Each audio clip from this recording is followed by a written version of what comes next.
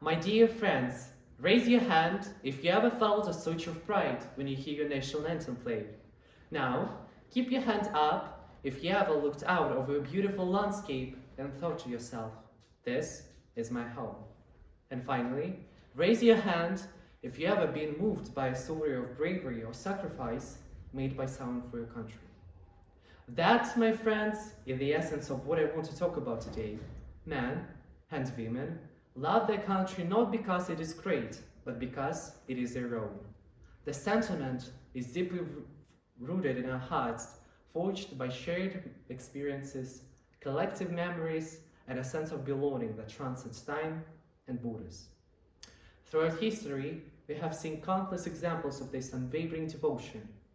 Throughout the centuries, Belarusians have shown unflinching love and dedication to the country. In the early days of the Great Duchy of Lithuania, which included most of modern-day Belarus, the people defended their lands fiercely against invaders.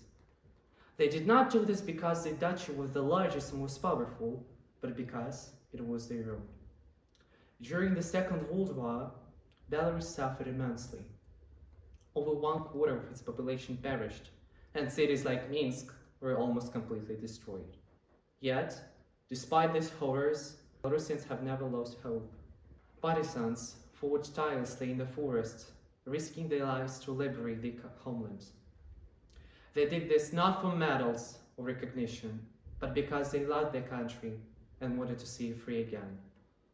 And even in peacetime, the love for homeland shines brightly.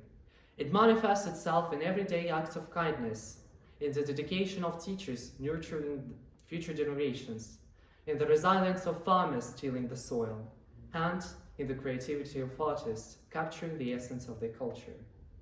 It is found in the laughter of children playing in the streets, in the warmth of family gatherings, and in the quiet moments of reflection under a starlit sky. In today's world, where globalization and technology blur boundaries, it can be easy to lose sight of this fundamental connection to our roots, yet it remains as strong as ever. We may travel far and wide and experience different cultures and ways of life, but there is always something special about returning home, about seeing familiar landscapes, hearing our native language spoken, and feeling the embrace of those who share a heritage. So, let us remember that true love for our country does not stem from its size, wealth, or power. It comes from within, from the heartfelt bond that we feel towards the place that shaped us, the place where our ancestors walked, and the place we call home. So, let us cherish this love, nurture it, and pass it down to future generations so that it continues to inspire and guide us for centuries to come. Thank you.